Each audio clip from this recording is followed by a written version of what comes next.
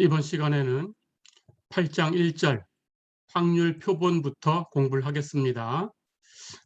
우리가 지난 시간까지 확률 변수에 대한 얘기를 다 공부를 했습니다. 자, 그런데 확률 변수를 처음에 소개를 할 때 어떤 표본 공간이 하나 주어지면, 즉 S라고 쓴 집합이지요. 통계적인 실험을 통해서 얻을 수 있는 결과 전체의 집합, 그렇죠? 결과 전체의 집합이니까 모집단 역할을 한다라고 얘기를 했었어요. 그 집합에 정의된 함수, 실가 함수를 우리가 확률 변수다라고 소개를 했었죠. 그래서 우리가 앞에서 다루었던 확률 변수는 즉 모집단이 되는 S라는 집합에 정의된 확률 변수였어요. 그렇죠? 하지만 그것도 하나의 모집단으로서 당연히 표본을 갖겠죠. 그렇죠? 그 일부를 추출하게 되면 표본이 되는 겁니다. 그래서 이번 시간부터는 확률 변수를 모집단이 되는 확률 변수도 있지만 표본이 되는 확률 변수들도 있어요. 그래서 표본이 되는 확률 변수들에 대해서 이제 얘기하고 싶은 거예요. 그러니까 모집단 전체를 조사할 수 있으면 좋겠지만 우리가 앞에서 이번 학기 시작할 때도 얘기를 했지만 모집단은 그 전체를 조사하기 위해서는 시간과 비용이 많이 투자되어야 된다라고 항상 가정이 되었어요. 그렇죠? 그래서 우리는 모집단 전체를 조사하는 것이 아니고 표본을 조사해서 그걸 가지고 모집단을 추정하는 그런 통계적인 방법을 사용하고 있는 거죠. 자, 그래서 이제 표본 얘기를 해야 되겠죠. 모집단을 다 조사할 게 아니니까. 그래서 이번 8장부터는 이제 그 확률 변수의 표본이 되는 그런 확률 변수들에 대해서 얘기를 하려고 하는 겁니다. 그것을 확률 표본이라고 부를 거고요. 확률 표본이라고 부르려면 자격 조건이 있습니다. 그것은 차차 조금 있다가 설명을 하겠습니다. 자, 그렇다면 우선 우리가 이번 학기에 시작했던 그 통계적인 얘기부터 다시 한번 정리를 해볼게요. 우선 모집단이라는 것은 관심의 대상 전체의 집합이지요. 그러니까 관심의 대상이 있을 때 우리가 그것들을 이제 일일이 조사할 수 있겠지만 우리가 확률 변수라는 걸 소개한 다음부터는 그 모집단의 그 대상, 그 원소들 거기에다가 어떤 함수를 대응시켰어요. 내가 조사하고 싶은 것. 그렇죠? 예를 들어서 한 클래스에 학생이 있다고 하면 그 학생들에 대해서 그 학생들이 모집단이 될 수도 있고 표본이 될 수도 있겠지만 모집단이라고 가정을 한다면 그 모집단에다가 우리가 그 학생들의 점수를 조사할 수도 있고 시험 점수 또는 키를 측정해서 키를 조사할 수도 있고 그렇죠? 관심의 대상이 있으니까 우리가 그 학생들의 중간시험 점수라는 그런 함수를 대응시킬 수도 있고 그 학생들의 키라는 그런 함수를 대응시킬 수도 있어요. 그렇죠? 그러니까 이제는 모집단이 하나 정해지면 거기에 어떤 함수를 줄 거냐라는 것에 관심을 갖고 있습니다. 자, 어쨌든 관심의 대상 전체의 집합을 모집단이다라고 불러요. 그런데 이제 모집단이 주어졌을 때 거기다가 어떤 함수를 주겠다라는 거죠. 그렇죠? 자, 그러면 그 관심의 대상에 우리가 궁금해하는 어떤 사항들이 있어요. 조금 전처럼 어떤 중간시험 성적이라든지 키라든지 이런 궁금해하는 사항들이 있습니다. 그런 사항을 함수로 적용하는 거죠. 그러니까 그 사항에 관련된 관측값들이 생기겠죠. 그렇죠? 그 관측값들을 다 모아놓은 집합. 관심의 대상에 어떤 함수를 줘서 즉 관측을 해서 그 관측 가능한 값을 다 모아놓은 집합. 이제 이렇게 모집단의 개념이 바뀌었어요. 어렵지 않죠? 똑같습니다. 어쨌든 관심의 대상 전체의 집합이다라는 게 달라지진 않아요. 그렇죠? 똑같습니다. 자, 그래서 모집단이라는 것이 있는 거고 이제 거기에 그 관측 가능한 그 함수를 줘서 우리가 확률 변수라는 걸 만든 거죠. 그렇죠? 이제 이것의 부분 집합을 우리가 선택을 할 거예요. 그래서 그것을 표본으로 얘기를 할 겁니다. 이렇게 이제 얘기가 될 거예요. 자, 그러면 이것은 조금 이따 또 얘기를 하고요. 우선 모집단이 주어지면 모집단은 그 모집단 안에 원소가 있죠. 그 원소의 개수, 즉 모집단에서 관측 가능한 수가 되겠죠. 원소의 개수입니다. 그 원소의 개수를 모집단의 크기라고 불러요. 어려운 거 없죠? 우리 모집단의 크기, 표본의 크기 다 얘기를 하고 왔습니다.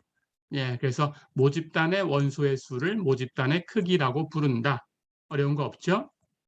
자, 예를 들면 600명의 학생을 대상으로 내가 무언가를 조사하고 싶어요. 예, 조금 전처럼 시험 점수 또는 키 또는 혈액형 이런 것들을 조사해 보고 싶어요. 예를 들어서 600명 학생을 대상으로 혈액형을 조사했다라고 하면 당연히 모집단의 크기는 600명 학생이 있으니까 600이 되는 거죠. 어렵지 않죠? 예, 모집단의 크기는 600이 되는 거고 그 학생, 그 관찰한 값, 예, 그 학생들을 대상으로 관찰한 그 혈액형을 쭉 나열하면 A형, B형, O형, AB형 이런 식으로 이 네 개의 값이 반복되겠죠. 그렇죠? 그래서 관찰값은 뭐 네 개로 나누면 네 개, RH 플러스 마이너스 해가지고 8개로 나눴다면 8개. 예, 그렇게 예, 4개나 8개의 원소가 되겠지만 어쨌든 600명의 학생에 대해서 조사한 거니까 그것이 반복되어 있는 거죠. 그렇죠? 나타나는 값은 4개거나 8개거나 예, 이렇게 되지만 예, 그 반복된 걸 다 세면 600개다라는 뜻입니다. 어렵지 않죠? 그래서 모집단의 크기는 600이 되는 거죠. 예, 어렵지 않죠? 자, 그렇다면 여기처럼 600 하는 것은 무한대라는 수는 아니죠? 예, 해서 무한대보단 작은 값이에요. 유한한 값이에요. 그래서 그 수를 세웠을 때 예, 무한하거나 유한하거나 둘 중에 하나로 나누겠죠. 그렇죠? 그래서 여기처럼 600처럼 유한하다 그러면 그 모집단은 유한 모집단. 만약에 원소의 개수가 무한개다라고 하면 그 모집단은 무한 모집단. 이렇게 얘기를 합니다. 네, 어려운 거 없었죠? 자, 그렇다면 간단하게 유한 모집단과 유한 모집단과 무한 모집단에 대해서 예를 간단하게 몇 가지만 들어보겠습니다. 유한 모집단하고 얘기하면 이런 것들이 있어요. 한 벌의 카드. 앞에서 우리 카드 얘기를 배웠지만 한 벌의 카드라고 하면 그 안에 쉬운 2장의 카드가 있죠. 예, 그러니까 원소의 개수는 52가 되겠죠. 그렇다면 유한이죠. 그래서 유한 모집단이 됩니다. 이걸 모집단으로 생각한다면 마찬가지 어떤 도시의 거주자들의 키를 재고 싶다라고 하면 그 도시에 그 주민들이 있어요. 그렇죠? 예, 그 인구 수가 있겠죠. 예, 해서 주민들의 수가 있겠죠. 예, 그 수가 무한하진 않겠죠. 그렇죠? 예, 해서 유한한 값이 될 겁니다. 마찬가지 어떤 호수의 물고기들, 그 물고기들의 길이를 우리가 측정하고 싶다. 그렇다면 모집단은 그 호수에 있는 물고기, 예, 그 물고기가 되는 거고 그 물고기도 마찬가지로 무한개의 물고기가 무한 마리의 물고기가 있지는 않죠. 그렇죠? 그렇다면 그 호수에 있는 물고기의 수가 되겠죠. 당연히 유한입니다. 무한대보다 작아요. 그렇죠? 예, 이렇게 이런 것들이 유한 모집단이 될 수 있고요. 무한 모집단의 예를 한번 들어볼게요. 무한 모집단하고 얘기하면 예를 들어서 주사위를 계속 던지는 실험을 했어요. 예, 첫 번째 주사위를 던지고 또 두 번째도 던지고 세 번째도 던지고 네 번째, 다섯 번째 계속 반복해서 던지니까 당연히 그 원소는 첫 번째, 두 번째, 세 번째 이렇게 되는 주사위들이에요. 그렇죠? 예, 그래서 그것은 계속되는 거니까 1, 2, 3, 4, 5, 6, 7, 8 해서 계속 무한대까지 쭉 가는 예, 그런 수가 되는 거죠. 그러니까 예, 이 원소의 개수는 무한개지요. 그렇죠? 예, 자연수 전체의 그 수처럼 예, 그 개수처럼 무한개가 됩니다. 예, 그래서 이것은 무한 모집단이다 이렇게 얘기할 수 있어요. 어렵지 않죠? 마찬가지로 과거로부터 미래까지 매일매일 기압을 측정하고 있다. 자, 그렇다면 과거로부터 미래까지 매일매일이라고 했으니까 예, 하루에 한 번씩 기압을 측정한다 이렇게 생각을 하면 되는데 계속 무한한 미래까지 계속 하루에 한 번씩 측정을 하는 거예요. 자, 그렇다면 측정을 처음 한 그 과거의 날짜가 있겠죠. 예를 들어서 1980년에 예, 예를 들어서 뭐 1980년 10월 뭐 4일 정도라고 할까요? 그 정도의 예, 첫 번째로 기압을 측정했다. 우리나라가 예를 들어서. 예. 그리고 그 후로 계속 측정을 하고 있다. 매일. 그렇다면 10월 4일부터 10월 5일, 10월 6일 이런 식으로 계속 가겠죠. 예. 해서 2020년 지나서 2021년 지나서 2022년 지나서 계속 될 거니까 예, 무한한 수를 갖겠죠. 예, 그렇다면 무한 모집단이 되겠죠. 예, 이렇게 무한 모집단이다라고 할 수 있어요. 마찬가지 어떤 호수의 그 모든 위치에서 깊이를 측정하려고 한다. 그런 자료를 가지려고 한다라고 하면 당연히 모든 위치라고 했으니까 호수가 호수가 무한하게 넓진 않아요. 그렇죠? 하지만 호수가 이렇게 있다고 해볼까요? 그렇다면 모든 위치라고 했으니까 이 안에 있는 모든 점에서 깊이를 측정하는 거예요.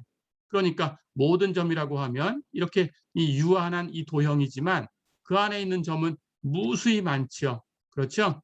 예, 무한한 점이 있습니다. 그래서 무한개의 점을 가지고 있어요. 그러니까 이 모든 위치라고 했기 때문에 무한개 원소가 되는 거죠. 예, 그래서 이것도 무한 모집단이다. 이렇게 구분할 수 있어요. 어렵지 않죠? 자, 그래서 모집단은 그 원소의 개수를 가지고 유한계면 유한 모집단, 무한계면 무한 모집단 이렇게 두 가지로 나눌 수 있다라고 얘기를 해봤습니다. 자, 그렇다면 이제 마찬가지 우리가 확률 변수와 확률 분포에 대해서 얘기를 했었어요. 네, 확률 변수와 확률 분포. 일단 확률 변수를 그 S라는 집합, 즉 표본 공간, 우리가 통계적 실험을 했을 때 얻을 수 있는 결과 전체의 집합, 표본 공간 S 위에 정의된 함수다라고 생각하고 그 S 전체에서 생각을 했다면 그 확률 변수가 모집단이다라고 취급된다고 했어요. 그렇죠? 자, 그럴 때 그 확률 변수가 어떤 분포를 갖겠죠? 그 분포를 우리는 확률 분포다라고 얘기를 했습니다. 그렇죠? 예, 그래서 그 모집단, 즉 이 모집단을 S라는 집합, 표본 공간, 샘플 스페이스라는 뜻으로 S라고 썼었죠. 표본 공간 앞에서 배웠고요. 표본 공간은 통계적인 실험을 했을 때 얻을 수 있는 결과 전체의 집합. 결과 전체의 집합이니까 모집단입니다. 그렇죠? S 위에 정의된 확률 변수다. 이렇게 생각을 하는 거였어요. 근데 지금은 이제 이것의 부분 집합을 얘기하고 싶은 거고요. 표본으로. 자, 그래서 모집단이 지금 S가 주어져 있는 거고 거기에 어떤 함수가 정의가 돼서 그 함수를 확률 변수다라고 불렀고, 그렇죠? 그 실가 함수를. 그래서 그 확률 변수를 대문자 X라고 썼고, 그렇죠?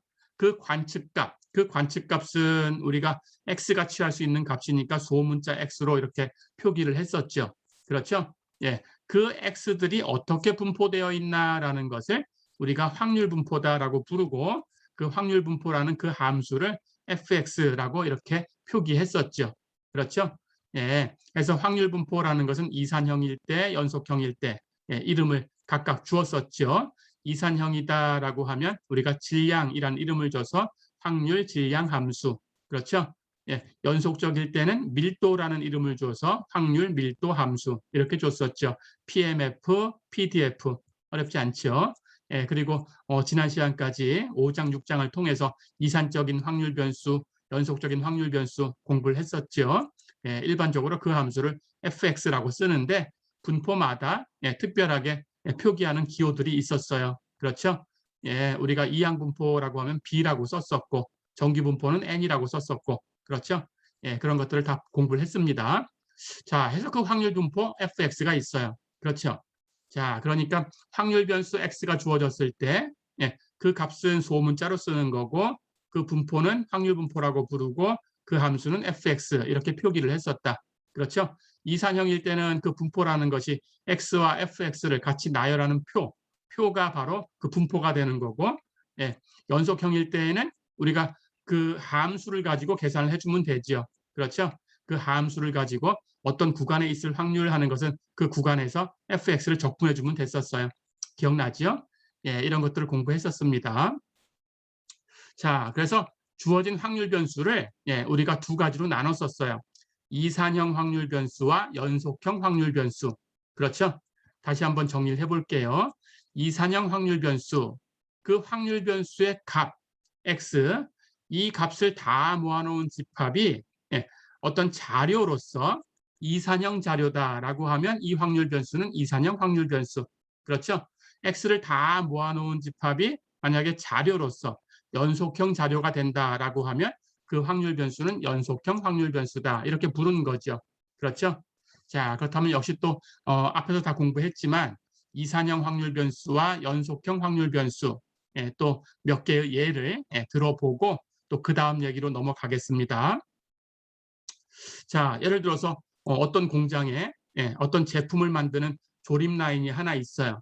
그 조립 라인에서 만들어지는 그 제품을 결함이 있으면 우리가 판매를 못하니까 결함이 있나 없나라는 걸 조사할 거예요.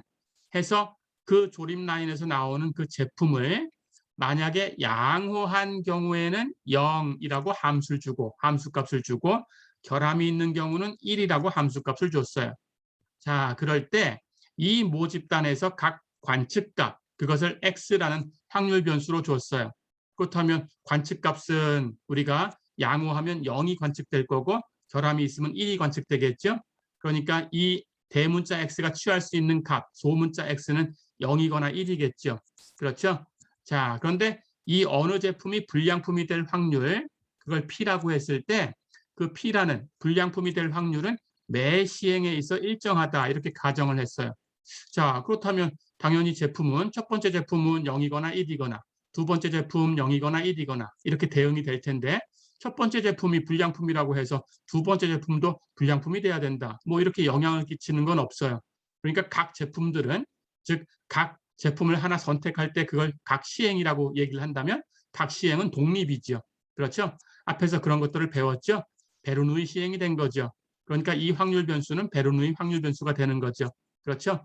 자, 그렇다면 그 관측값 x, 이것이 취하는 값 소문자 x, 그것에 대해서 그 x가 따르고 있는 분포, 그 분포는 뭘까요? 당연히 한 번 시행해서 우리가 찾을 수 있는 x의 값은 0이거나 1이거나 결과 두 개밖에 없고, 그렇죠? 각 시행은 독립이고, 그리고 성공 확률 p는 항상 일정하고, 그렇다면 이항분포를 따라가겠네요. 그렇죠? 근데 그 관측값은 하나의 제품을 선택해서 이게 불량이냐 양품이냐 선택하는 거니까 한 번의 시행에서 우리가 발견되는 값이죠. 그렇죠? 그러니까 이항분포를 가지고 표시한다면 한 번의 시행에서 성공 확률은 P가 되고 그렇죠? X가 될 확률 그러니까 BX1P 이렇게 쓸 수 있죠. 그렇죠? 자, 그렇다면 이 공식 우리 이항분포에 대해서 공식을 배웠으니까 그렇죠? 이걸 계산해 볼까요? 그러면 n 컨비네이션 하는 값, n 컨비네이션 x 하는 값. 그런데 n의 값은 1이니까 1 컨비네이션 x 이렇게 할 거예요. 그렇죠? 그 값은 그냥 1로 처리하면 되겠죠. 그렇죠? x가 0이거나 1이니까 x가 0이면 1 컨비네이션 0, 1이고요. x가 1이어도 1 컨비네이션 1, 1이죠. 그렇죠? 그러니까 계산할 게 없죠. 그렇다면 p의 x승, q의 1-x승 이것만 남죠. 그렇죠? 앞에 컨비네이션은 1로 어떤 경우도 1이니까 없어졌어요. 그렇죠? 자, 그래서 이런 이항분포를 따라가고 있죠. 그렇죠?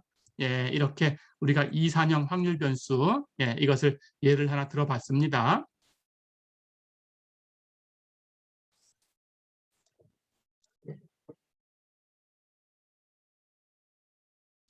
자, 또 이산형 확률 변수에 대해서 또 하나 예를 들어보겠습니다.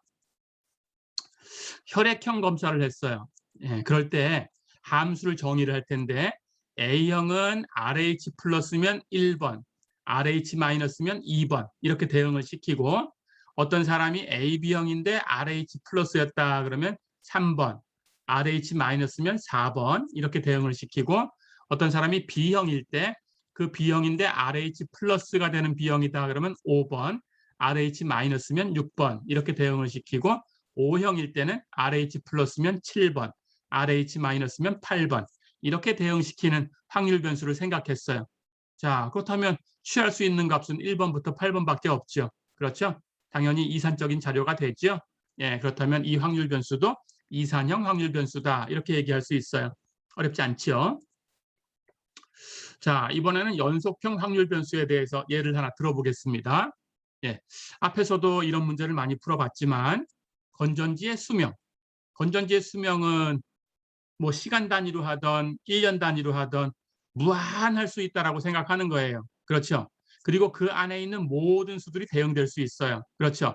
1년 쓰고 망가질 수도 있고 2년 쓰고 망가질 수도 있지만 그 사이에 6개월 쓰고 망가질 수도 있고 그렇죠? 9개월 쓰고 망가질 수도 있고 또 그 사이에도 6개월하고 열흘을 더 쓰고 망가질 수도 있고 그렇죠? 6개월하고 20일을 더 쓰고 망가질 수도 있고 그렇죠?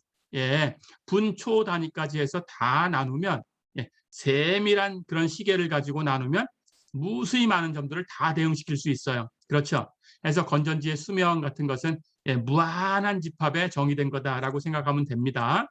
예, 그래서 이 건전지의 수명은 예, 연속형 확률 변수다라고 얘기할 수 있어요. 그렇죠? 예, 그런데 일반적으로 알려진 사실이 예, 건전지의 수명은 정규 모집단을 따르는 예, 그런 연속형 확률 변수다 이렇게 알려져는 있어요. 예, 그런데 항상 그렇다라는 보장은 사실은 못합니다.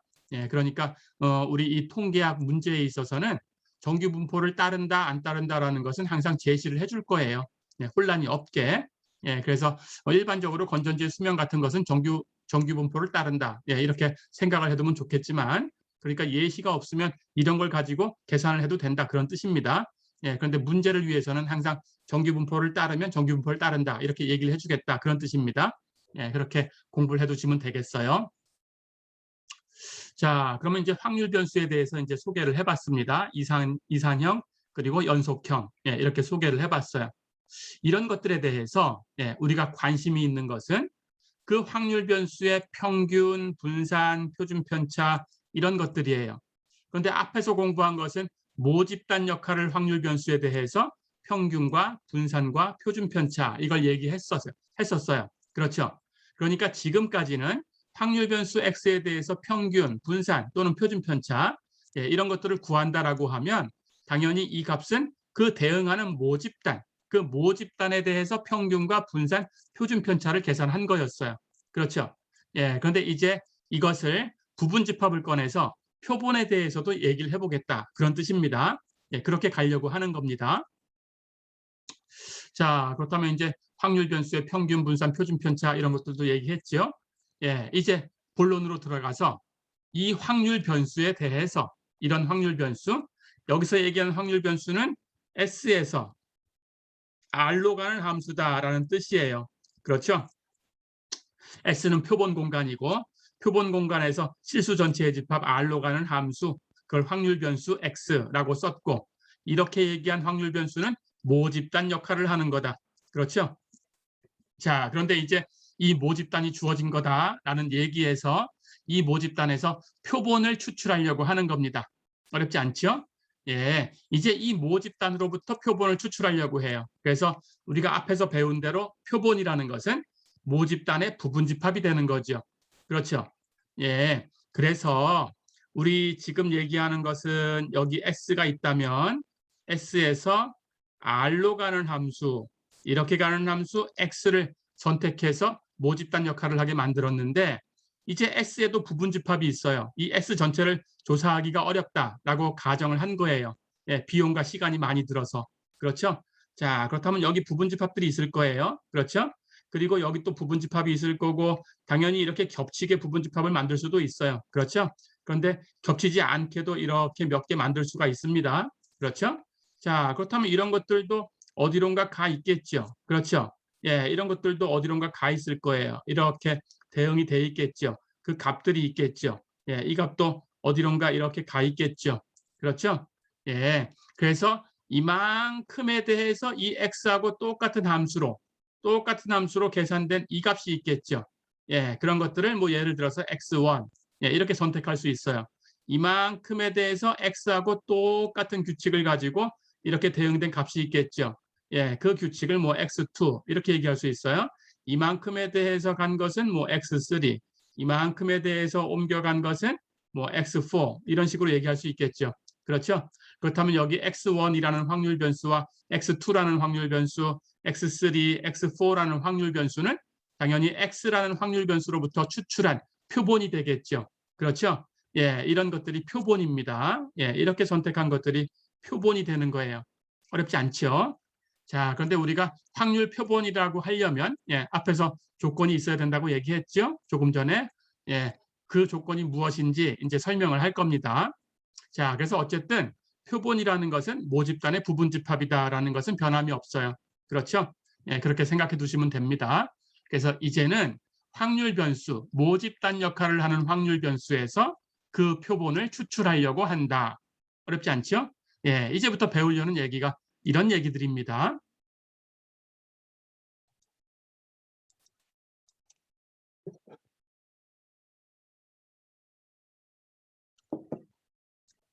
자, 그렇다면 우선 앞에서도 우리 이 과목을 시작할 때 잠깐 얘기를 했었지만 모집단 표본 얘기할 때 잠깐 얘기를 했었지만 똑같은 얘기를 다시 한번 해볼게요. 모집단에서 우리가 어떤 표본을 추출했을 때 그 표본을 가지고 우리는 모집단 전체를 추론을 하려고 하는 거예요. 표본이 이렇게 생겼으니까 모집단도 이럴 가능성이 있구나 하는 걸 알아내고 싶은 거예요. 자, 그런데 표본이 예를 들어서 좋은 표본이 아니라고 하면 그 표본으로부터 모집단을 추정하는 것이 유효하지 않을 수도 있어요. 그렇죠? 그래서 그 추론이 유효해야 이것이 과학적인 방법이 되는 거죠. 그렇죠?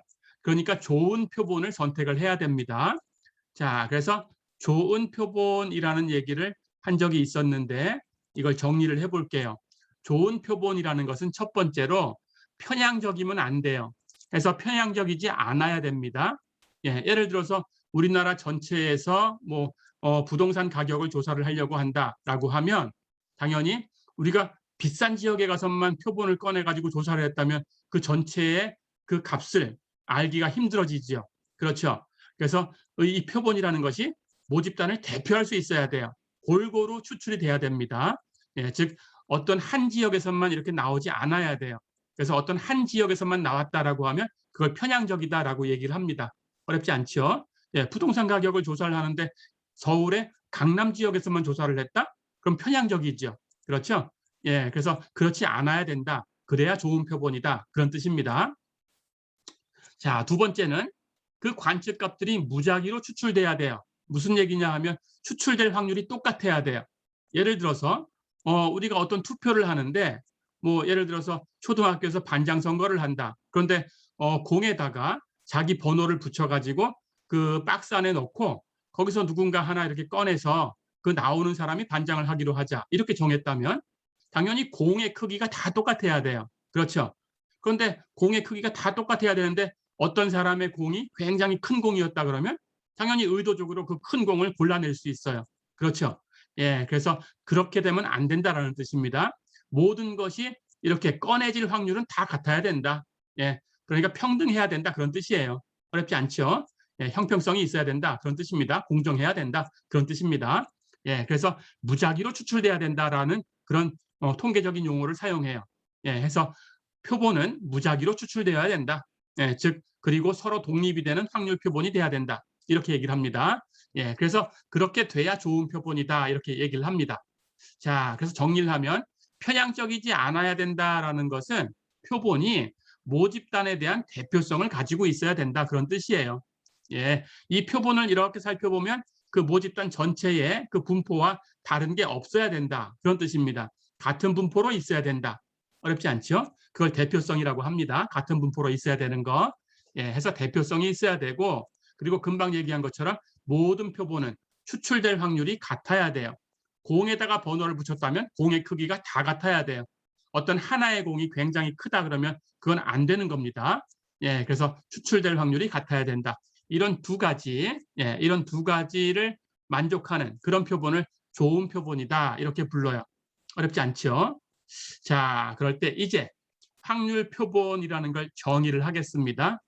확률 표본은 확률 변수의 모집단이 되는 확률 변수, 모집단이 되는 확률 변수의 부분집합이에요. 그래서 확률 표본하는 것은 확률 변수, 그중에 모집단 역할을 하는 거, 모집단 역할을 해야 되니까 x는 s에서 r로 가는 함수. 어렵지 않죠? 이것의 표본이다. 부분집합. 이해됐죠? 이 확률 변수에서 표본을 꺼낸 것. 그걸 확률 표본이라고 부를 텐데 조건이 있어야 돼요. 이런 조건을 만족해야 확률 표본이다 이렇게 부릅니다. 어떤 조건이냐? 우선 그 확률 변수, 우리가 모집단이 되는 그 확률 변수를 x라고 했죠. 그것의 분포를 fx다 이렇게 가정을 할게요. 모집단의 분포입니다. 그래서 모집단 fx가 있는 거다 이렇게 생각하면 됩니다. 네, 모집단의 분포, 이걸 그냥 모집단이다 이렇게 부를 수도 있어요.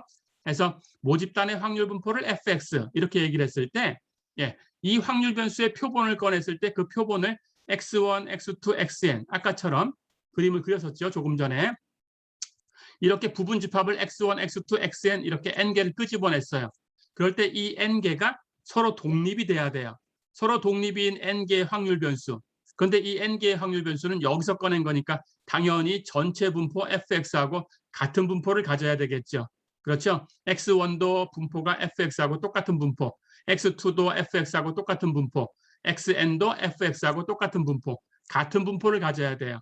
이렇게 서로 독립인 n개의 확률 변수 x1부터 xn까지가 그 모집단 역할을 하는 확률 변수의 분포 fx하고 같은 분포를 따르고 있다. 예, 그렇게 될 때, 우리는 x1부터 xn까지를 모집단 fx에서 추출한 크기가 n인, 여기 n개를 끄집어냈으니까 원소의 개수가 n이죠. 크기가 n인 확률 표본이다 이렇게 불러요. 어렵지 않죠? 그러니까 확률 표본이라고 하려면 당연히 이 모집단에서 꺼낸 표본이 돼야 되니까 모집단에서 꺼낸 거면 모집단하고 모두 같은 분포를 가지고 있어야 된다 그런 뜻입니다. 어렵지 않죠? 같은 분포를 갖는다라는 것은 여기 대표성이 있다라는 것에서 나오는 거예요. 어렵지 않죠? 예, 이렇게 좋은 표본을 꺼냈으니까 당연히 같은 분포를 가지고 있어야 돼요. 그렇죠? 편향적이다라고 하면 같은 분포가 아닐 수도 있죠. 표본의 분포와 모집단의 분포가 달라질 수도 있어요. 그렇죠? 예, 해서 이런 좋은 표본을 꺼냈다라는 가정하에서 같은 분포를 갖는다 이렇게 얘기를 한 겁니다. 어렵지 않죠? 자, 그래서 이 얘기를 정리를 해볼게요. 예, 지금 여기 이렇게 정의한 것을 다시 한번 정리를 해보겠습니다. 자, 모집단 fx가 있어요. 모집단 역할을 하는 확률 변수가 있는 거고 그 확률 변수의 확률 분포 fx가 있을 때 우리는 그냥 fx를 모집단이다 이렇게 부르기도 한다. 어렵지 않죠? 예, 모집단 fx에서 크기가 n인 확률 표본을 추출을 했습니다. 자, 그럴 때 i번째 표본을 xi라고 썼어요.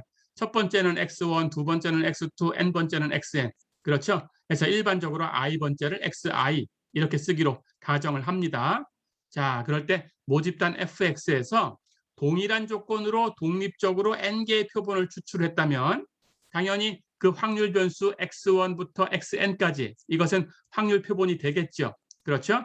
그 값은 이것들도 확률 변수니까 이것이 취하는 값은 소문자로 쓰면 돼요.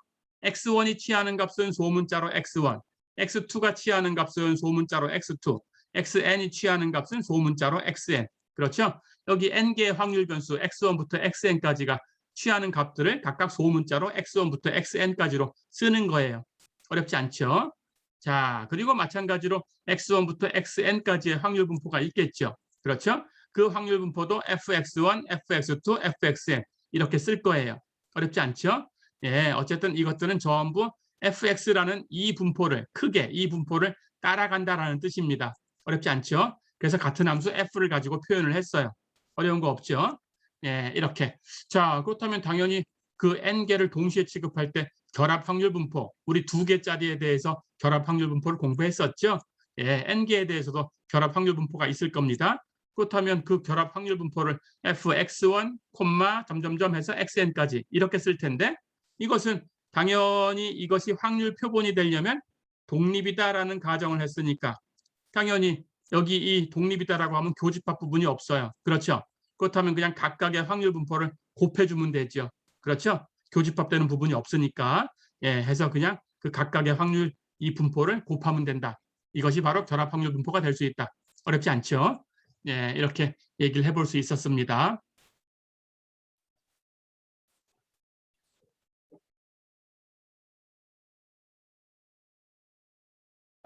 자, 그럴 때 이제 확률 표본 얘기를 한 거예요. 그렇죠? 확률 변수에서 부분 집합을 꺼낸 거다. 그렇죠? 모집단 역할을 하는 확률 변수, 표본 공간 전체에 정의된 실가 함수, 그런 확률 변수, 거기서 부분 집합을 꺼낸 것을 우리가 확률 표본이라고 한다.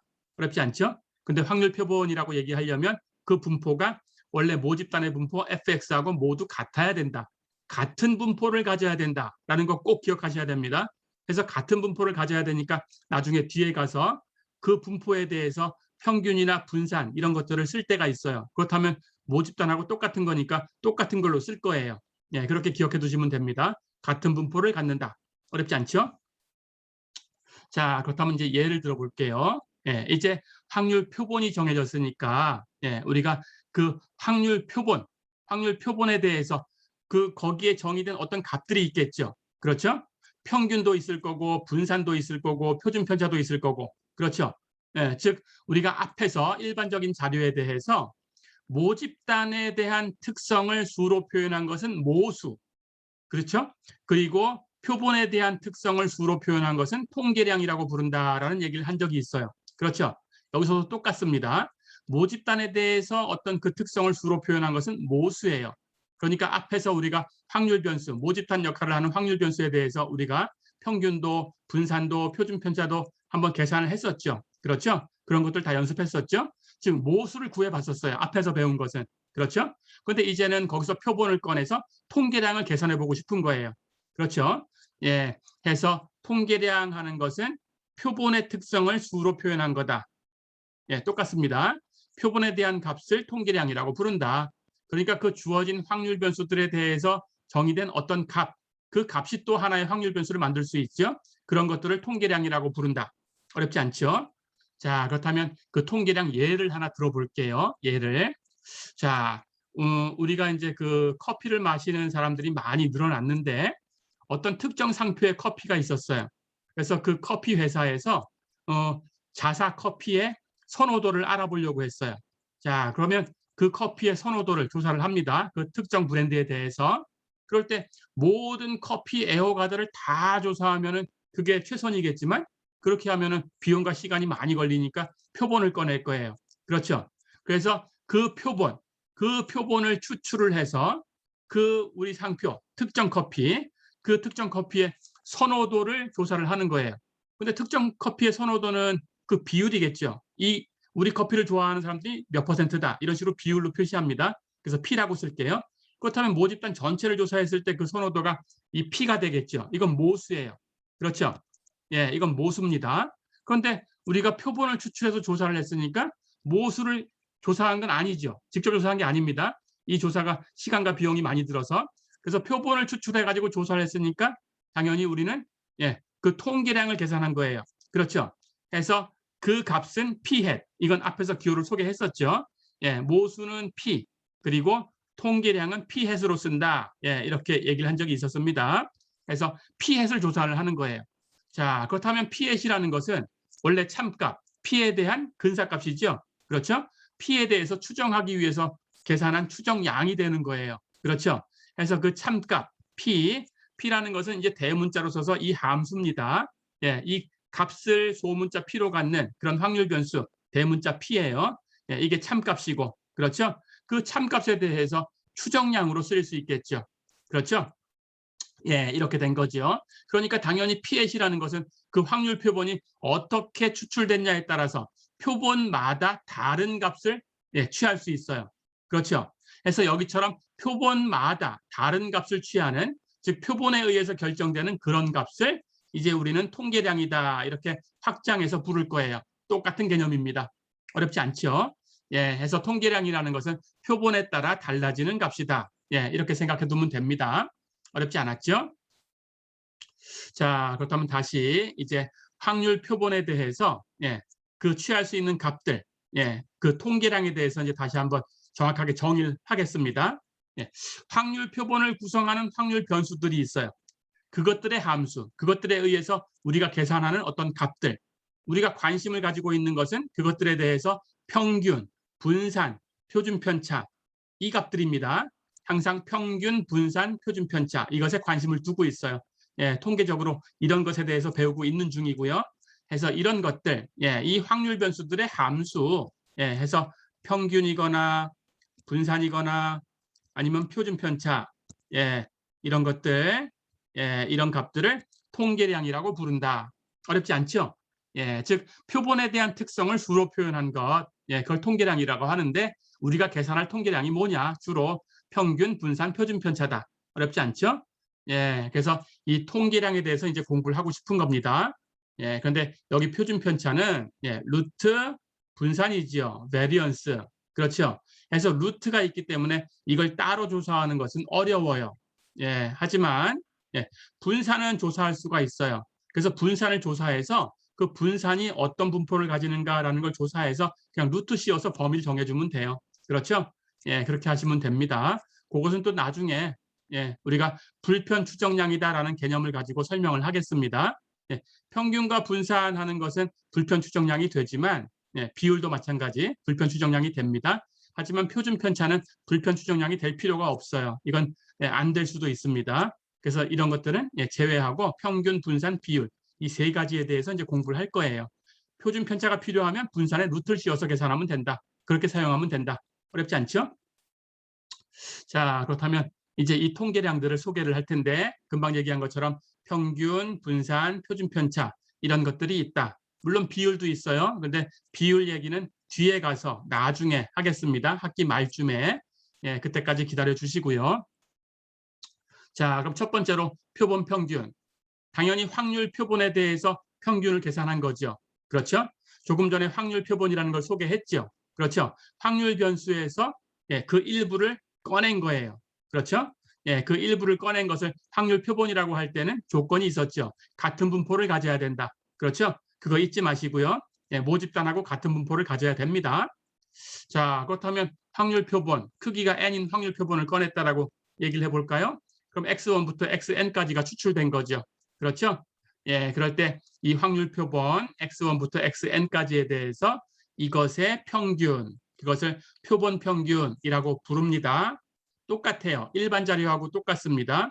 그 표본 평균을 x바라는 통계량으로 이렇게 표시를 할 거고요. 그러니까 x바도 원래 있던 모집단에서 꺼낸 예, 그런 부분 집합이 되는 그런 통계량입니다. x바는 다 더해서 크기로 나눠주면 돼요. 똑같죠? x1부터 xn까지를 다 더하고 크기 n으로 나눠주면 그것을 평균이라고 한다. 이것이 표본 평균. 어려운 거 없죠? 예, 이렇게 얘기하시면 됩니다. 자, 그러니까 예를 들어서 x1의 값은 소문자로 x1, x2의 값은 소문자로 x2, xn의 값은 소문자로 xn 이렇게 쓰기로 약속을 했죠. 그렇죠? 그렇다면 표본 평균 x바 이것의 값은 소문자로 x바 이렇게 써주면 돼요. 어렵지 않죠? 그 값은 항상 소문자, 대문자로 쓴 것은 그 확률 변수. 어려운 거 없죠? 예, 이렇게 구분하시면 되고 사실은 그 확률 변수와 그 확률 변수의 값을 굳이 구분할 필요는 없어요. 그런데 이것이 확률 변수냐 아니면 그 값이냐 예, 이걸 따질 때는 항상 대문자와 소문자로 어려운 거 없죠? 예, 그렇게 하시면 됩니다. 자, 그렇다면 그 값을 소문자로 x바라고 썼다면 당연히 소문자로 쓴 xi를 다 더해주고 크기 n개로 나눠주면 되죠. 그렇죠? 그래서 x바는 똑같습니다. n분의 시그마 i는 1부터 n까지 xi. 어렵지 않았죠? 예, 이렇게 기억해 두세요.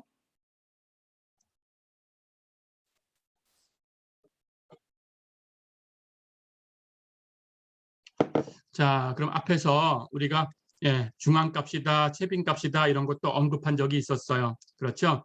예, 중앙값도 마찬가지입니다.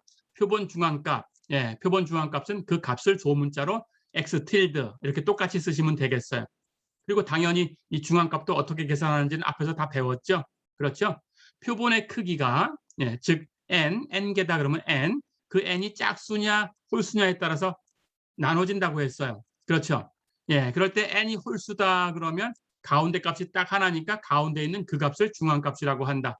그렇죠? n개를 가지고 표현했다 그러면 번호가 x1부터 xn까지 중에서 가운데 한 값이라는 것은 x 그 뒤에 붙는 번호가 2분의 n 플러스 1이었죠. 그렇죠? 딱 한 개 있고 n이 짝수다 그러면 가운데 값이 두 개가 있어요. 그때는 그 가운데 있는 두 개의 값의 평균이다라고 했어요. 그러니까 자료에 없을 수도 있다라고 얘기를 했었어요. 기억나죠? 예, 그래서 그걸 평균을 계산하면 예, 두 개 더해서 가운데 두 값을 두 개 더해서 2로 나눌 거니까 2분의 그때 n이 짝수니까 가운데 두 값이라는 것은 번호가 2분의 n 번호가 붙는 그 원소가 있고 x 2분의 n 2분의 n에다가 1 더한 번호가 붙는 게 있죠. x 2분의 n 플러스 1. 그렇죠? 이 두 개의 평균 더해서 2로 나눈 거. 어렵지 않죠? 예, 이것을 중앙값이라고 하고 x tilde라고 쓴다. 똑같습니다. 표본의 최빈값, 영어로는 mode라고 한다고 했어요. 그렇죠? 예, 똑같이 우리가 알고 있죠? 가장 많이 나타난 값. 예, 그 빈도수라는 뜻이에요. 최빈 하는 것은. 예, 해서 빈도수가 가장 높은 값, 가장 많이 나온 값. 어렵지 않죠? 하지만 가장 많이 나온 값 하는 것은 2번 이상인 것만 얘기를 합니다. 한 번만 나왔다. 그러면 그건 최빈값에 속하지가 않아요. 그러니까 2번 나온 게 없고 전부 한 번씩만 나왔다면 최빈값은 없을 수도 있어요. 어렵지 않죠? 예, 2번 이상 나온 것 중에서 제일 많이 나온 거. 그런 뜻입니다. 자, 그렇게 계산해서 최빈값. 그러니까 최빈값은 없을 수도 있고 한 개 있을 수도 있고 2개 이상 있을 수도 있어요. 그렇죠? 예, 없을 수도 있다. 최빈값은 없을 수도 있다. 한 개일 수도 있다. 2개 이상이 동시에 최빈값이 될 수도 있다. 어렵지 않죠? 자, 그럼 이 최빈값은 우리 앞에서 언급만 했지, 예, 연습은 안 해봤으니까 예를 한번 들어볼게요. 예, 예제 8.1 한번 볼까요? 표본 관측값이 0.32, 0.53, 0.28, 0.37, 0.47, 0.43, 0.36, 0.42, 0.38, 0.43 이렇게 나왔다. 최빈값이 뭐냐라고 물어봤다면 여기 0.43이 여기에 한 번, 여기에 한 번, 예, 2번 나와 있어요. 그렇죠? 다른 것들은 없어요. 그렇죠? 예, 다 2번 나온 것들은 예, 0.43 하나 말고는 없어요. 다 한 번씩 나왔습니다. 그렇다면 0.43이 제일 많이 발생한 거니까 이게 바로 최빈값이다. 이렇게 되는 거죠. 어렵지 않죠?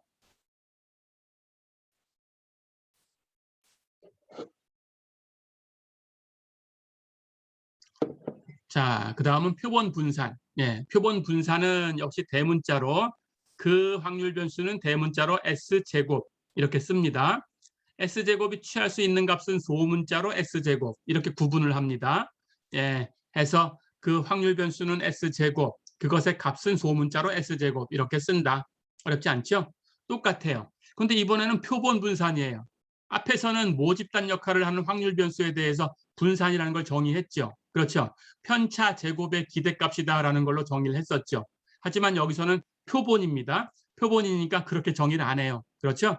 똑같이 우리 자료에 대해서 정의하듯이 예, 편차 제곱의 합을 n으로 나누면 평균 역할을 하는 거니까 기대값인데 역시 표본이니까 n-1로 나눈다라는 거 예, 잊어버리지 말고 기억하셔야 됩니다.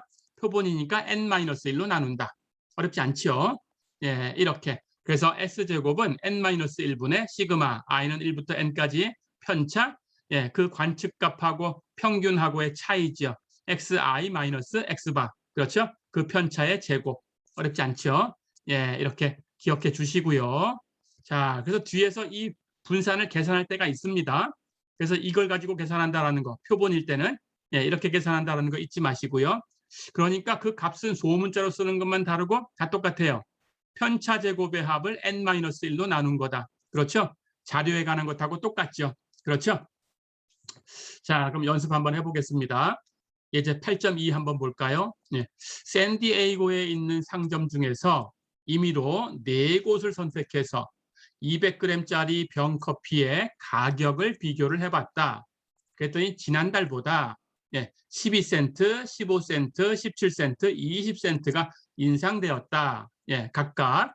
자, 그럴 때 가격 인상에 대한 이 확률 표본의 분산을 구해봐라 그랬어요. 가볼까요? 우선 공식이 주어진 게 없으니까 뒤에서 공식을 바로 계산할 겁니다. 그 정의대로 계산할 거예요. 그렇다면 편차가 있어야 되니까 평균이 있어야 되죠. 그렇죠? 편차를 구하기 위해서는. 그래서 평균을 먼저 계산합니다. 평균은 다 더해서 n으로 나누면 되는 거니까 자료가 4개. 그럼 다 더해서 4로 나눠주면 돼요. 그렇죠? 이 값을 전부 더해서 4로 나누면 16. 평균을 계산했고요. 자, 그렇다면 분산은 정의대로 편차 제곱을 다 더해서 n-1로 나눠요. 그렇죠? 이거 자유도다라고 부른다고 얘기했었죠. 예, 자유도로 나눈 겁니다. 예, 똑같고요. 자, 그렇다면 n이 4니까 1을 빼주면 3이죠. 그렇죠? 그래서 3분의 1. 편차 제곱. 첫 번째 자료는 12 마이너스 평균 해서 제곱. 두 번째 자료는 15 마이너스 평균 해서 제곱, 세 번째 자료는 17 마이너스 평균 16 해서 제곱, 네 번째 자료는 20 마이너스 평균 16 해서 제곱. 그렇죠? 예, 다 더하고 3으로 나눠주면 3분의 34 이렇게 얻을 수 있어요. 어렵지 않죠?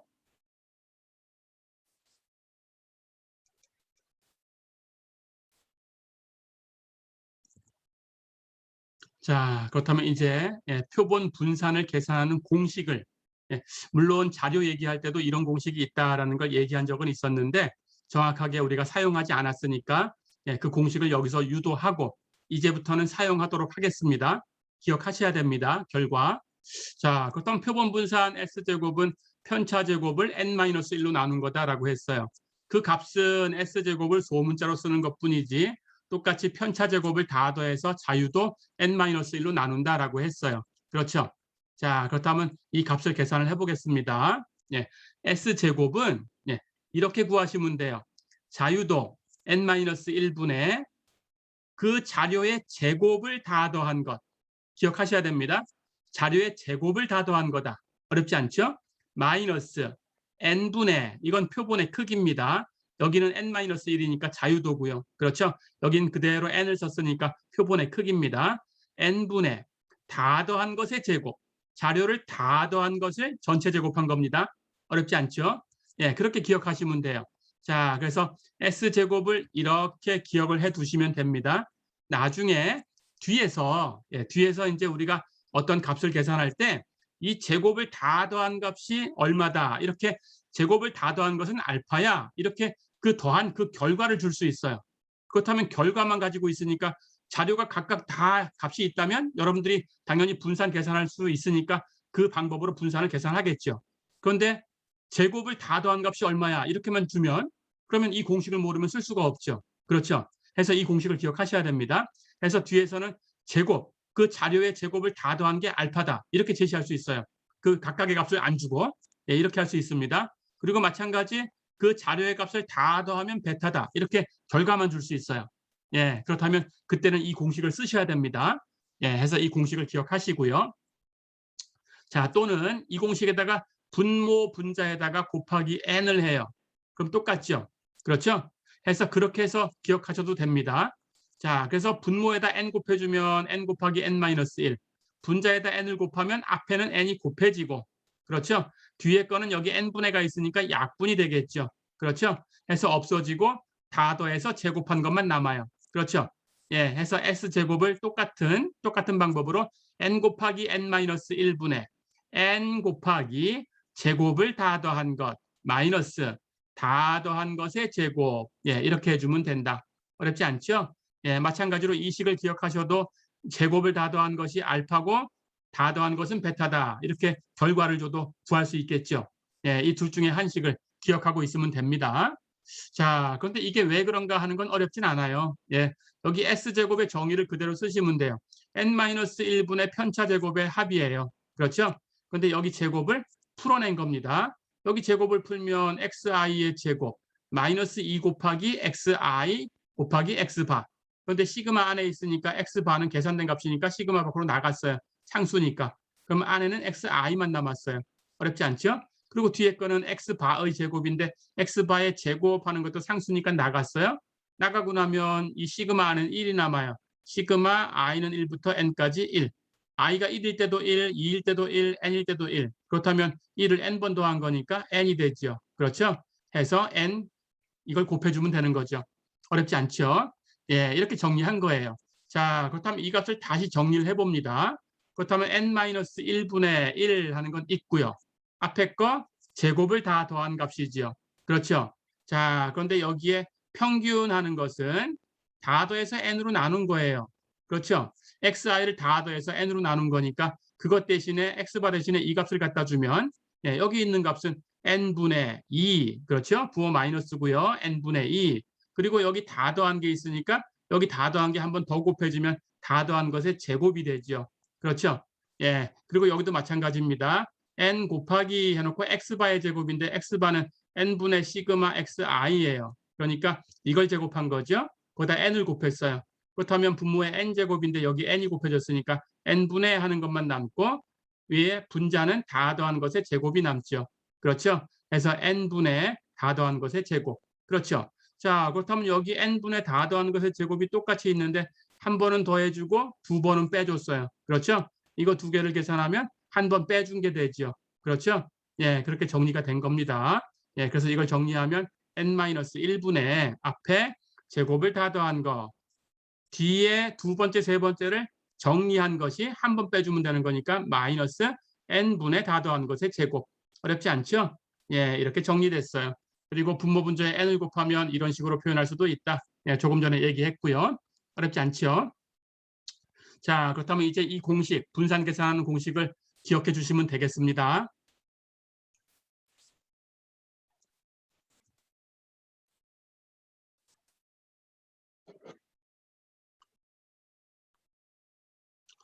자, 마지막으로 표본 표준편차. 표준편차는 당연히 분산에다 루트를 씌우면 되니까 예, 표본 표준편차는 S라고 쓸 거예요. 대문자로. 그래서 S는 계산하는 방식이 루트 S제곱. 그렇죠? 그 값은 소문자로 S라고 쓸 거고요. 그럼 S도 루트 S제곱. 그렇죠? 그런데 S제곱 계산하는 규칙을 조금 전에 봤습니다. N분의 제곱을 다 더한 것 마이너스 n-1분의 제곱을 다 더한 것 마이너스 n분의 다 더한 것의 제곱. 그러니까 거기다 루트만 씌우면 되겠죠. 표준 편차는. 그렇죠? 예, 마찬가지로 여기 분모 분자에다가 곱하기 n 해서 안쪽에 있는 것을 이렇게 정리해 써도 된다. 어렵지 않죠? 예, 그렇다면 표준 편차도 분산에 그냥 루트 씌운 거니까 간단하게 계산하는 방식을 알고 있다. 어렵지 않죠? 자, 그렇다면 연습 한번 해보겠습니다. 예제 8.3 보세요. 1996년 6월 19일에 무스코카 호수에서 임의로 선정된 6명의 낚시꾼들, 이 낚시꾼들이 송어를 잡았는데 그 잡은 송어의 수가 6명 각각이 첫 번째 낚시꾼은 3마리, 그 다음 4마리, 5마리, 6마리, 6마리, 7마리 이렇게 잡았어요. 자, 그렇다면 그 잡은 송어의 수는 3, 4, 5, 6, 6, 7 이런 자료입니다. 그렇죠? 예, 이 표본 자료에 표본 분산과 표본 표준 편차를 구해라 그랬어요. 어렵지 않죠? 똑같이 하시면 됩니다. 이번에는 공식을 써볼게요. 그렇다면 제곱을 다 더한 것하고 다 더한 것이 필요해요. 그렇죠? 자, 그렇다면 우선 다 더한 값은 이 6개를 다 더하면 됩니다. 예, 3, 4, 5, 6, 6, 7 다 더하면 31. 어렵지 않죠? 제곱을 다 더한 것 3의 제곱, 4의 제곱, 5의 제곱, 6의 제곱, 6의 제곱, 7의 제곱. 예, 제곱해서 다 더하면 171이에요. 그리고 예, 표본의 크기 n은 6이고요. 그렇죠? 자, 그럼 공식대로 쓰면 s제곱은 n 곱하기 자유도 n-1 분의 n 곱하기 제곱을 다 더한 거 마이너스 다 더한 것의 제곱. 그렇죠? 예, 두 번째 공식을 사용했습니다. 자, 계산해 볼까요? 대입만 하면 되죠. n은 6이니까 6하고 6-1, 5를 곱하면 되고요. 위에는 n 6하고 제곱을 다 더한 거 171이었으니까 갖다 곱하면 되고요. 마이너스 다 더한 것의 제곱인데 다 더한 거 31이니까 31의 제곱을 빼주면 되죠. 어렵지 않죠? 예, 이것을 계산하면 6분의 13 이렇게 얻을 수 있습니다. 그래서 분산은 6분의 13이다. 어렵지 않죠? 그렇다면 표준 편차는 분산에 루트 씌우면 되니까 루트 6분의 13. 예, 계산기로 계산하면 1.47 정도 된다. 어려운 거 없었죠? 예, 이렇게 분산, 표준 편차 연습을 해봤습니다.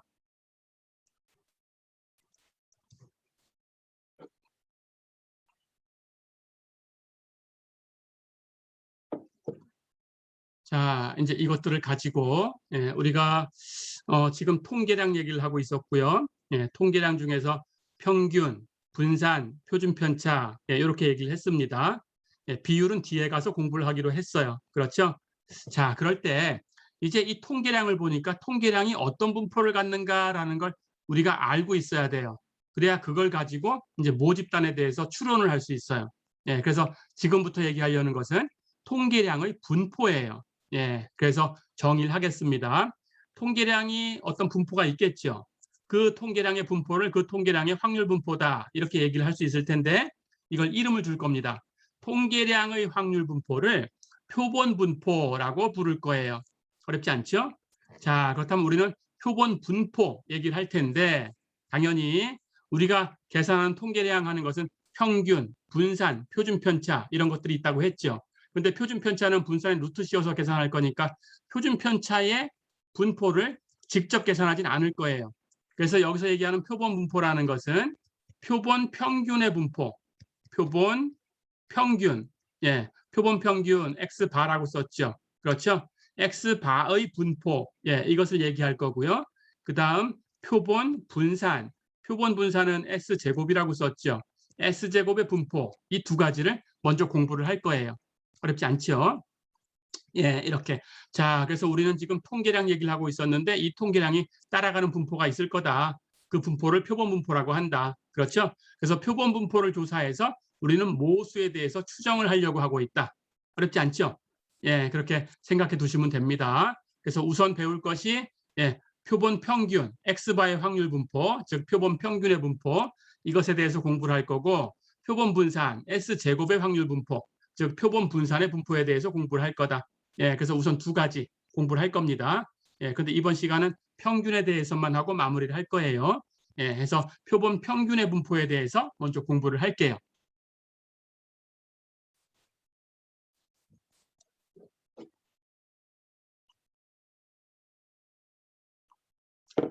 자, 그렇다면 표본 평균 X바라고 쓴 그 확률 변수가 어떤 분포를 따라가는지 계산을 해볼 텐데 그러기 위해서는 먼저 X바라는 그 표본 평균에 대해서 그 표본 평균의 기대값, 예, 그 표본 평균의 평균이란 뜻이지요.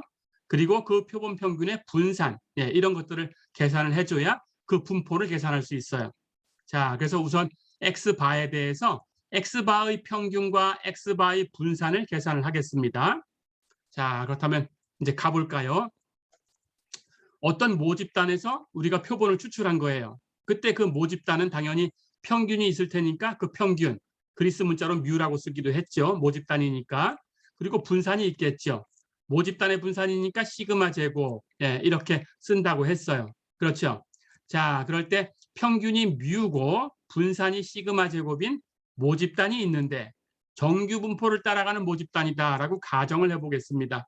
예, 이 가정은 뒤에 가서 공부할 때 필요한 경우도 있고 필요 없는 경우도 있어요. 그래서 필요할 때는 이게 정규 모집단이다라는 걸 꼭 얘기를 하겠습니다. 예, 필요 없을 때는 이거 없이도 이론 전개가 가능하면 예, 이런 얘기 없이 이론 전개를 할 거예요. 예, 그렇게 기억하시면 되겠어요. 자, 우선은 정규 모집단으로부터 예, 꺼냈다라고 가정을 합니다. 자, 그래서 어떤 모집단이 있는데 그 모집단의 평균은 뮤고 분산은 시그마 제곱 이렇게 된다. 그런데 그 모집단은 정규 분포를 따라가고 있다. 이런 얘기죠. 자, 그럴 때 그 모집단에서 크기가 n인 확률 표본을 추출을 했어요. 그때 그 확률 표본을 x1부터 xn까지다 이렇게 쓰겠습니다. 됐지요? 자, 그렇다면 확률 표본이다라고 했으니까 당연히 x1부터 xn까지는 모집단하고 동일한 분포를 따라가야 돼요. 모집단이 정규 분포를 따라가야 되니까 이것도 동일하게 정규 분포를 따라가야 돼요. 그렇죠? 그런 가정이 있는 거예요. 자, 그럴 때 표본 평균 정의한 대로 이 값을 다 더해서 표본의 크기 n으로 나누면 되죠. 그러니까 x바 표본 평균은 n분의 시그마 i는 1부터 n까지 xi. 그렇죠? 예, 이렇게 정의가 된 겁니다. x바는. 자, 그렇다면 이것의 분포를 조사하기 위해서 우선 이것의 평균과 분산을 계산할 거예요. 우리 앞에서 확률 변수가 주어졌을 때 그 확률 변수의 평균과 그 확률 변수의 분산에 대해서 계산을 해봤습니다. 그렇죠? x바라는 확률 변수가 주어진 거예요. 자, 그래서 그 평균은 뮤 x바라고 쓸 거고요. 또는 기대값이라는 뜻으로 ex바라고 쓸 거고요. 그렇죠? 계산해 볼까요? 그런데 x바가 n분의 시그마 i는 1부터 n까지 xi니까 이것의 기대값이죠. 그렇죠? 그렇다면 앞에서 우리 배운 대로 기대값은 선형적이니까 곱해진 상수 n분의 1은 이 기대값 밖으로 나갈 수 있어요. 그렇죠? 그리고 이것의 기대값인데 역시 덧셈에 대해서 풀려요. 선형적이니까. 그렇죠? 그렇다면 이 각각의 기대값을 더해주면 돼요. 그래서 각각의 기대값을 더하면 되는데 이것은 확률 표본이라고 했어요. 확률 표본이라고 했으니까 동일한 분포를 따라가야 돼요. 모집단하고. 그렇죠? 그렇다면 xi의 평균하는 것은 모집단의 평균하고 똑같아요. 그렇죠? 그러니까 모집단의 평균 뮤하고 똑같아요. 그렇죠? 자, 그렇다면 이 값이 뮤니까 결국 i는 1부터 n까지 뮤를 다 더한 거죠. i가 1이어도 뮤, i가 2일 때도 뮤, i가 n일 때도 뮤. 그렇다면 뮤를 n번 더한 거죠. 그렇죠? 그렇다면 이 시그마 계산한 값은 뮤를 n번 더했으니까 n 뮤가 되겠죠. 그렇죠? 그것을 n으로 나눴으니까 이것은 뮤다. 어렵지 않죠? 자, 그럼 이게 무슨 얘기인가요? 표본 평균 x바. 그렇죠? 표본 평균의 평균은 모평균하고 같다. 어렵지 않죠? 표본을 몇 개 꺼내서 이 표본 평균을 쟀어요. 그때 이 표본을 달리하면 당연히 이 다른 표본에 대해서 또 표본 평균이 생깁니다. 그렇죠? 예. 그렇게 어떻게 표본을 꺼내더라도 그 표본 평균을 계산했을 때 그것들의 평균, 표본 평균 X바들이 계산될 텐데 그것들의 평균은 예, 모집단의 평균 뮤를 따라간다. 어렵지 않죠? 예, 그래서 우리가 표본을 가지고 모집단을 추론할 수 있는 근거가 되는 거예요. 어려운 거 없죠? 예, 이렇게 기억하시면 됩니다. 표본 평균의 평균은 모평균이다. 기억해 두세요. 다시 한번 표본 평균의 평균은 모평균이다. 어렵지 않죠? 예, 두 번째, 이제 표본 평균 X바의 분산을 계산해 볼게요. variance X바라고 쓰기도 하고 시그마 X바 제곱 이렇게 쓰기도 해요. 그렇죠? 기호는 앞에서 다 배웠고요. 그렇다면 역시 X바라는 것이 n분의 시그마 XI니까 이것의 분산이죠. 그렇죠? 그런데 분산에 대해서도 앞에서 공부를 다 했습니다. 안쪽에 있는 곱해진 상수는 분산 밖으로 나갈 때는 제곱돼서 나간다. 기억나죠? 해서 n제곱분의 1로 나갔습니다. 자, 그리고 마찬가지로 이것은xi들은 우리가 확률 표본이라고 했으니까 확률 표본하고 얘기하면 뭐가 되어 있는 거예요? 독립이다라는 것이 가정되어 있는 거죠. 그렇죠? 독립이다라고 하면 코베리언스가 0이 돼요. 그렇죠? 독립이니까 코베리언스 파트가 0이 된다. 그렇죠? 그렇다면 당연히 독립이니까 코베리언스 계산할 거 없으니까 시그마에 대해서 이제 풀리지요. 그렇죠? 각각의 분산만 계산해서 더해주면 돼요. 그렇죠? 예, 이렇게 계산하면 됩니다. 자, 그렇다면 이제 또 어떤 얘기를 할 수 있을까요? variance xi의 분산인데 역시 동일한 정규 분포를 갖는다. 동일한 분포를 갖는다라고 했으니까 모집단의 분포하고 같아야 돼요. 그렇다면 모집단의 분산하고 같아야 돼요. 모집단의 분산은 시그마 제곱. 그러니까 variance xi는 시그마 제곱. 어렵지 않죠? 자, 그렇다면 역시 i는 1부터 n까지 variance xi를 다 더한 것은 시그마 제곱을 i는 1부터 n까지 다 더한 거죠. 그러니까 i가 1일 때도 시그마 제곱, i가 n일 때도 시그마 제곱. 그러니까 시그마 제곱을 n번 더한 거죠. 그래서 n 곱하기 시그마 제곱. 그렇죠? 그렇다면 그걸 n 제곱으로 나눴으니까 n이 하나 약분되고 남는 것은 n분의 시그마 제곱이다. 어렵지 않죠? 예, 이 두 가지 결과는 기억하셔야 됩니다. 예, 그래서 x바의 평균은 뮤다. 기억하시고요. x바의 베리언스 분산은 n분의 시그마 제곱이다. 어렵지 않죠? 예, 결과를 다시 한번 얘기해 보겠습니다. 표본 평균 x바는 그 평균을 계산하면 뮤다. 그 분산을 계산하면 n분의 시그마 제곱이다. 어려운 거 없죠? 예, 이것은 기억하셔야 돼요. 자, 그래서 만약에 이 모집단이 정규 분포였다면 x바도 예, 평균은 뮤가 되고 분산은 n분의 시그마 제곱이 되는 정규 분포를 따른다. 이런 얘기를 할 수 있죠. 그렇죠? 자, 그렇다면 이 분포가 정규 분포일 때도 있고 아닐 때도 있을 거예요. 예, 그때 어떤 얘기를 할 수 있는 건지 이제 정리를 얘기하겠습니다. 자, 그럴 때 만약에 표본의 크기가 충분히 크면 표본의 크기가 충분히 크다라는 얘기는 앞에서 한번 언급한 적이 있었죠. 그렇죠? 표본의 크기 n이 30 이상이다 그러면 충분히 크다라고 얘기를 한다고 했어요. 그렇죠? 그래서 n이 30 이상이면 대규모 표본이다 이렇게 얘기를 한다고 했고요. 예, n이 30보다 작으면 소규모 표본이다 이렇게 얘기한다고 했습니다. 그렇죠? 이건 꼭 기억하셔야 됩니다.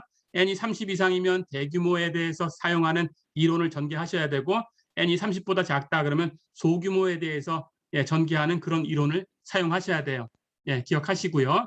해서 표본의 크기가 충분히 크면 즉 n이 30 이상이어서 우리가 대규모 표본이다 이렇게 얘기할 수 있다면 이런 얘기가 돼요. 모집단의 분포가 알려져 있지 않아도 조금 전에는 정규 분포라고 가정하고 얘기를 했었지만 그렇지 않다고 하더라도 예, 그렇지 않다고 하더라도 중심 극한 정리라는 정리가 얘기가 됩니다. 예, 그래서 이 정리는 조금 이따 다시 한번 소개를 할 텐데, 이 정리에 의해서 표본 평균의 분포라는 것은 이 모집단이 분포가 뭔지 모르더라도 이 표본의 크기가 대규모라고 하면, 그렇죠? 표본만 대규모 표본이면 되는 거예요. 모집단의 분포하고 관계없이. 그렇다면 표본 평균은 근사적으로 평균이 뮤이고 분산이 n분의 시그마 제곱이 되는 정규 분포를 따라간다. 어렵지 않죠? 모집단의 분포하고 관계없이 표본만 큰 표본, 대규모 표본이면, 그러면 표본 평균은 정규 분포를 따른다. 그런 뜻입니다. 어렵지 않죠?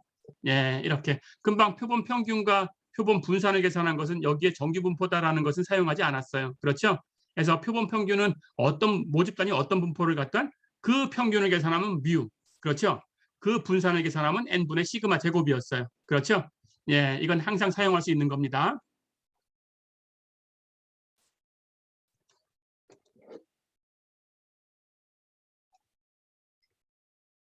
자, 그러면 중심 극한 정리라는 걸 다시 한번 소개를 할게요. 어떤 모집단이 있는데 그 모집단의 평균은 뮤고 분산은 시그마 제곱이다. 이렇게 가정을 해봅니다.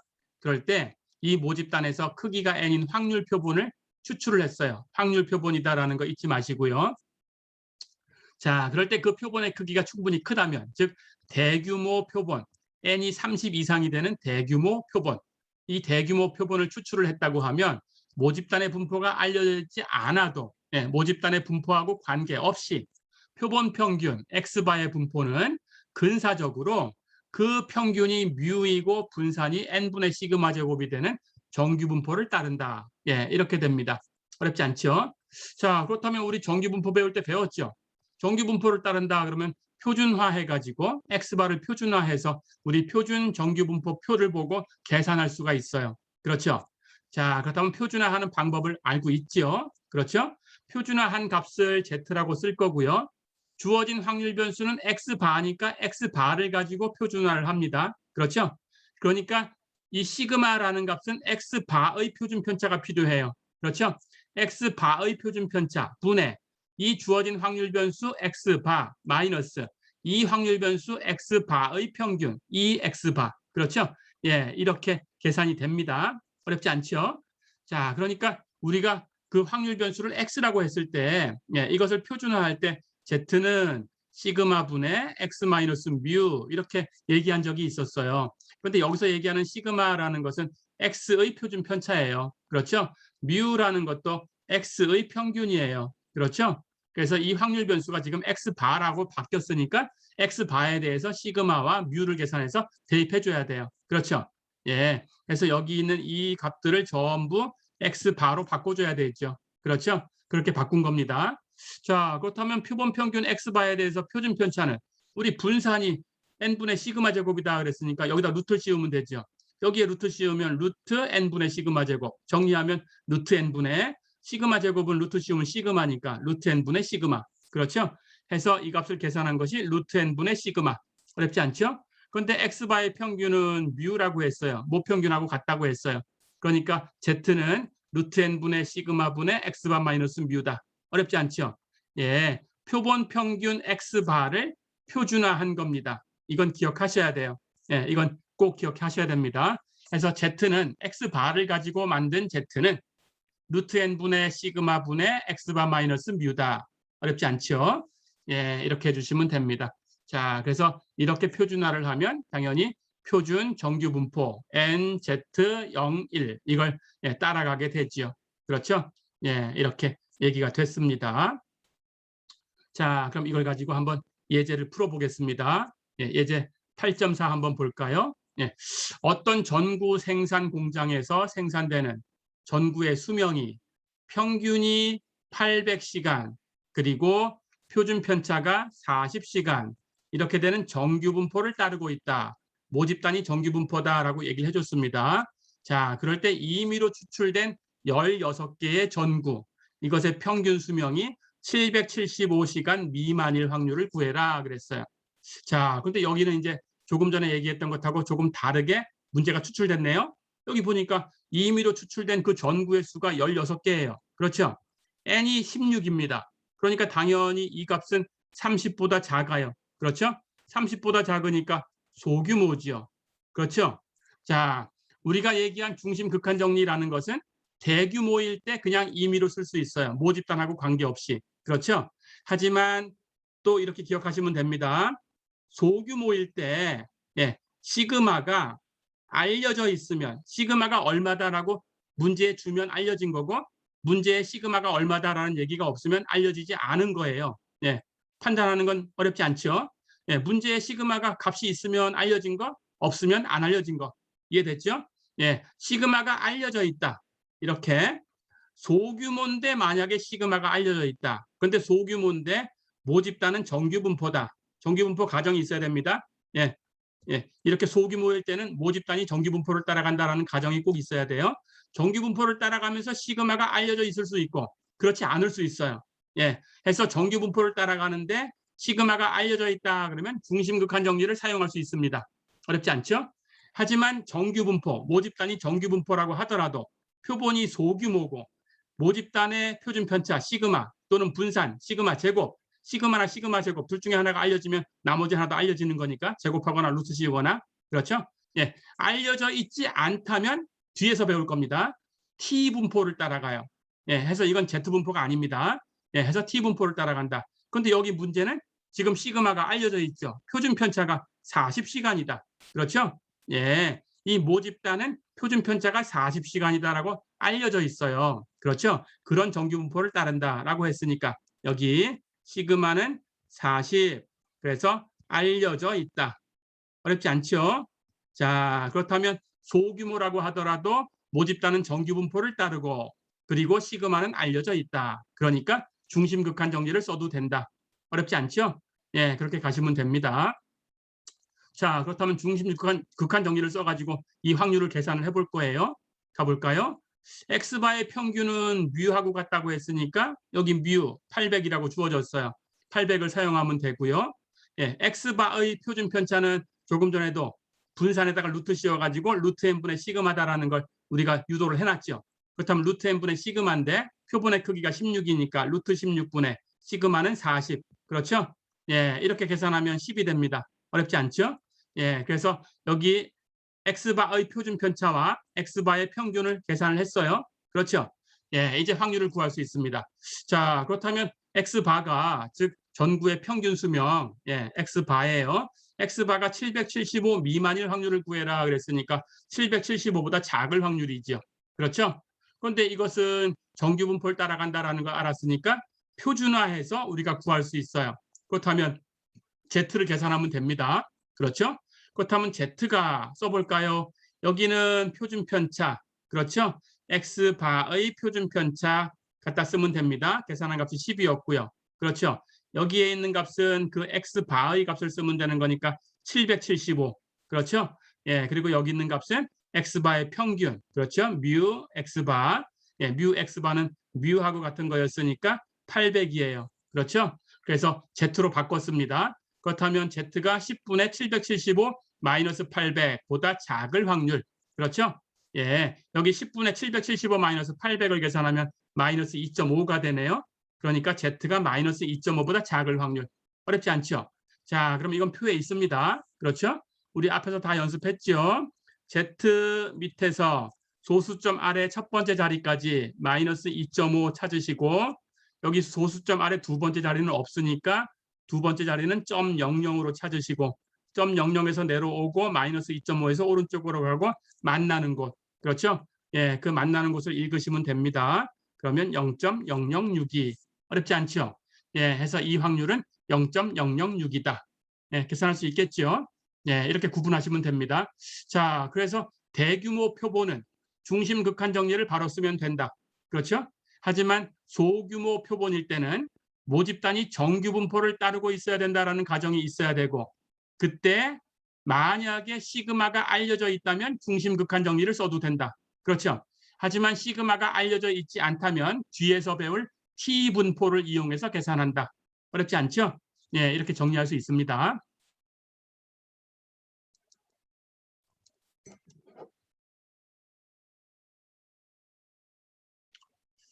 자, 그러면 한 문제만 더 풀어보고 이번 시간은 마무리하겠습니다.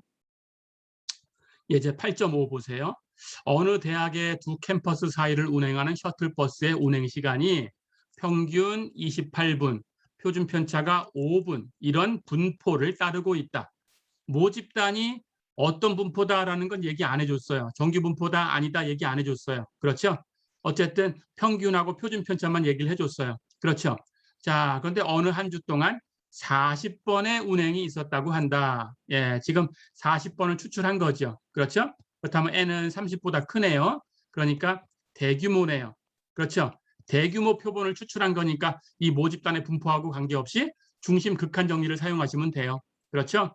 자, 그랬더니 40번 운행을 한 중에 평균 운행 시간이 30분보다 길 확률을 구해라 그랬어요. 그렇죠? 그런데 평균 시간은 분 단위로 반올림해서 측정된다. 이렇게 가정한다. 어렵지 않죠? 자, 그렇다면 계산을 합니다.